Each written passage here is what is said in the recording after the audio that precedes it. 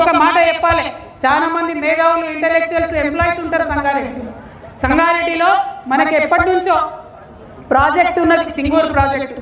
ఒక 15 ఏళ్ళు అయింది సింగూరు ప్రాజెక్టు కుంగుతుంది. తెలంగాణ రాకముందేమో అదే ఉమ్మడి ఆంధ్రప్రదేశ్లో ఉన్నాం, మన ప్రాజెక్టులకు అన్యాయం చేస్తున్నాం అన్నాం. 15 ఏళ్ళు అయిపోయింది సింగూరు కుంగబట్టి, 5 ఏళ్లలో తెలంగాణ వచ్చింది.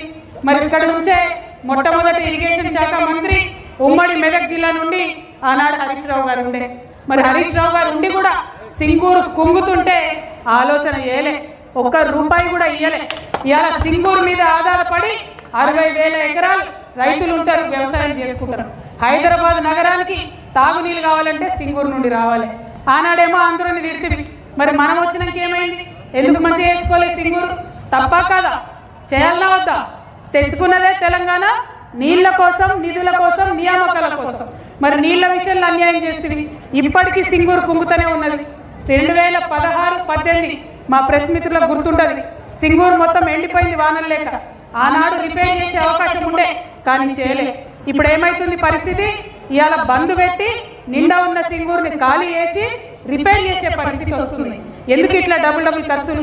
శ్రద్ధ లేని వ్యవహారం, శ్రద్ధ లేని పని, ప్రేమ లేని పని. అది మారాలంటే ఈ రాష్ట్రంలో మన ప్రాంతాన్ని ప్రేమించే కొత్త ప్రాంతీయ శక్తి రావాలి. కాబట్టి ఇవాళ తెలంగాణ రక్షణ సేన మీ ముందుకు వచ్చిందని చెప్పి సంగారెడ్డి జిల్లా ప్రజలందరికీ కూడా సవినయంగా నేను మనం చేస్తాను. ఇంకొక మాట, మీ సంగారెడ్డిలో రాజకీయం వల్ల మంచుకుంటుంది. ఆడ జగ్గారెడ్డి సాబ్ ఉంటాడు, ఇటు రఘునందన్ రావు ఉంటాడు, అట చింత ప్రభాకర్ గారు ఉంటారు, ఈ పక్క దామోదర్ రాజనరసింహ గారు ఉంటారు, ఆ పక్క హరీష్ రావు ఉంటారు. చూడడానికి వీళ్ళందరూ వేరే వేరే పార్టీలలో ఉంటారు, కానీ మొత్తం అంతా మ్యాచ్ ఫిక్సింగ్, కంప్లీట్ కలిసి ఉంటారు అందరు. కార్యకర్తల పరిస్థితి ఏంటంటే ఎవరి దగ్గరికి పోతే ఎవరికి మ్యాటర్ తెలుస్తుందో అర్థం కాని పరిస్థితి ఉంటుంది. కాబట్టి అటువంటి మ్యాచ్ ఫిక్సింగ్ రాజకీయాలు మానుకోవాలి. ఎందుకు మానుకోవాలంటున్నా అంటే, జహీరాబాద్ డెవలప్ అవుతున్నది, కొంత ఎదుగుతున్నది. అక్కడ స్మార్ట్ సిటీ ప్రోగ్రామ్ తెలుసుకున్నాం కష్టపడి. తర్వాత నిమ్స్ వచ్చింది, భూసేకరణ చేసింది, అక్కడ పరిశ్రమలు వస్తున్నాయి. ఇప్పుడు అక్కడ బుల్లెట్ ట్రైన్ ఇస్తామని కేంద్ర ప్రభుత్వం డిపిఆర్లో మొదలు చెప్పింది. మొన్న కొత్తగా వచ్చిన డిపిఆర్లో బుల్లెట్ ట్రైన్ లేదు. మరి ఇంత రఘునందన్ రావు నోరేసుకొని అన్నిటికీ వస్తూ ఉంటాడు కదా, ఏమై రఘునందన్ రావు గారు ఎంపీ గారు ఏమైంది? డిపిఆర్లో బుల్లెట్ ట్రైన్ జైరాబాద్ రాకపోతే నీ నోటికి తాళం ఎందుకు పడ్డది? మరి ప్రతిపక్షాలు ఏమైనాయి? ఎందుకు ఇవాళ బీజేపీ నిలదీస్తలేరు? మ్యాచ్ ఫిక్సింగ్ రాజకీయాలతోని మన ప్రాంతానికి నష్టం జరుగుతుంటే చూస్తూ ఊరుకుంటే వేరే ఎవరని ఊరుకుంటారు, కానీ మేము మాత్రం ఊరుకోము. టీఆర్ఎస్ పార్టీ ఆధ్వర్యంలో ఖచ్చితంగా జహీరాబాద్లో బుల్లెట్ ట్రైన్ వచ్చేదాకా కూడా నిలదీస్తూనే ఉంటాం, కొట్లాడుతూనే ఉంటాం. అట్లనే పటాన్ చెరుకు ఎంఎంటీఎస్ చేస్తామన్నారు ట్రైన్. ఎందుకంటే పటాన్ చెరువులంతా పాపం హైదరాబాద్లో ఎక్కువ పని చేసుకుంటారు. ట్రైన్ వస్తే పేదవాళ్ళకి సౌకర్యం ఉంటుంది. వస్తుందంటే ఇల్లు తీసుకుంటారు, పేదవాళ్ళని ఇంట్లోకి వెళ్ళి బయట వేస్తారు, కాంపెన్సేషన్ ఇవ్వలేదు, ఇంతవరకు కూడా ట్రైన్ రాలేదు. మరి దానికి జవాబుదారు ఎవరు? అడిగేటోళ్ళు ఎవరు? పటాన్ చెరువు ఎమ్మెల్యే ఉంటే ఏ పార్టీలు ఉన్నాడో ఎవరికి తెలియదు. సంగారెడ్డిలో ఒక పార్టీ ఎమ్మెల్యే గెలుస్తాడు, ఇంకో పార్టీ వాళ్ళు ఇనాగ్రేషన్ చేస్తారు.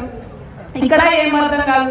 ఆందోళన, మనకు మంత్రి పదవి వచ్చింది, రాక మంత్రి పదవి వచ్చింది ఆందోళన కానీ ఆనందపడదామంటే వాళ్ళ బామర్ది గారు సింగూరు కింద ఉన్న ఎఫ్టీఎల్ లోపల ఉన్న 200 ఎకరాల ల్యాండ్ మంత్రి గారి యొక్క బావమర్ది గారు కబ్జా పెడుతున్నారు. ఎవరు అడగరు?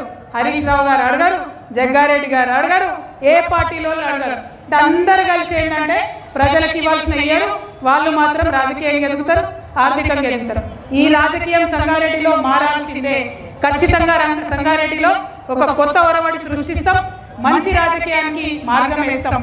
టీఆర్ఎస్ పార్టీ నుండి ఒక మాట ఇచ్చినాం, పాంచజన్యం 5 పథకాలతోని ప్రజల దగ్గరికి వస్తాం. మొదటిది ఉచిత విద్య. ప్రైవేట్ అయినా సరే మీ పిల్ల ఎంత చదువుకున్నా సరే మీ జేబులకి వెళ్ళి 1 రూపాయి ఖర్చు పెట్టకుండా చూసుకునే బాధ్యత నాది అని మాట ఇస్తా ఉన్నా. రెండవది ఉచిత వైద్యం. ఎన్ని లక్షలు ఖర్చు అయినా, ఎంత పెద్ద రోగం వచ్చినా మన తెలంగాణలో ఏ ప్రైవేట్ హాస్పిటల్కి మీరు పోయినా రాజాల లెక్క తీసుకుపోవాలి, వైద్యం చేయాలి, ఇంటికి పంపించాలి. మాట ఇస్తా ఉన్నాం, ఉచిత వైద్యం ఖచ్చితంగా ఇస్తాం. ఇక మూడవది వ్యవసాయం. ఇలా రైతన్నలు కల్లాల దగ్గర రైతులు కష్టాలు పడుతుంటే, గుండె ఆగిపోతుంటే అడిగేటటువంటి గుండె ధైర్యం ఏ ఒక్క నాయకుడు కూడా లేదు. చాలా ఇబ్బందులు పడుతున్న రైతులు వారి ఇబ్బందులను తీర్చే విధంగా ముందుండి టీఆర్ఎస్ పార్టీ నాయకులం కొట్లాడతాం. రేపు మీ దయ వల్ల అధికారంలోకి వచ్చిన తర్వాత ప్రతి ఆఫీసులో, అది ఎంఆర్ఓ ఆఫీస్ అయినా కలెక్టర్ ఆఫీస్ అయినా, రైతుకు సపరేట్గా టేబుల్ ఉంటుంది, ఒక కౌంటర్ ఉంటుంది. అక్కడ పోయి సార్ మా వడ్లు కొంటలేరంటే జవాబుదారీగా ఉండేటటువంటి ప్రభుత్వం నడుస్తుందని కూడా మీకు తెలియజేస్తా ఉన్నా. ఇక 4వ అంశం, మా యువ మిత్రులకు, ఆడపిల్లలు మగపిల్లలు అందరూ చదువుకుంటున్నారు. ఇవాళ ఉద్యోగాలు చేసుకోలేని పరిస్థితి, వ్యాపారాలు పెట్టుకోలేని పరిస్థితి. మేము అధికారంలోకి రాగానే 4 లక్షల ఉద్యోగాలు ఒకటే నోటిఫికేషన్ మొదటి సంవత్సరమే ఇస్తామని హ్యాపీగా తెలియజేస్తున్నాం. అదేవిధంగా వ్యాపారాలు చేసుకోవాలనే పిల్లలకి 2 లక్షల నుంచి 20 కోట్ల వరకు కూడా బ్యాంకులతో సంబంధం లేకుండా డైరెక్ట్గా రుణం ప్రభుత్వం ఇస్తుంది. మీరు పెట్టుకునే వ్యాపారాలకు వెన్నుదన్నుగా మేము నిలుస్తామని సందర్భంగా తెలియజేస్తున్నాం. 5వది, ఆఖరిది, అతి ముఖ్యమైనది, సామాజిక న్యాయ తెలంగాణ సాధించాలి. ఇవాళ తెలంగాణ వస్తే సబ్బండ వర్గాలకు అధికారం వస్తుంది అనుకున్నాం. ఎస్సీలకైనా, ఎస్సీలకైనా, బీసీలకైనా అవకాశాలు వస్తాయి అనుకున్నాం. కానీ ఆ పరిస్థితి కనబడతలేదు. కాబట్టి ఖచ్చితంగా ఇవాళ మా రాజకీయ పార్టీల్లో పదవులు చూసుకుంటే ఎస్సీ, ఎస్సీ, బీసీలకే పెద్దపీట మేము వేస్తాం. రేపటి నాడు మా ప్రభుత్వంలో కూడా అన్ని వర్గాలను కలిపి గౌరవ మర్యాదలు ఉండేలాగా, పదవుల్లో ప్రాధాన్యత దక్కేలాగా ప్రయత్నం చేస్తామని చెప్పి మీ అందరికి కూడా నేను మాట ఇస్తా ఉన్నాను. మళ్ళీ ఒకటే మాట చెప్తున్నా, సంగారెడ్డిలో ఉన్న మ్యాచ్ ఫిక్సింగ్ రాజకీయం పోవాలి. మన పటాన్ చెరువులో ఉన్న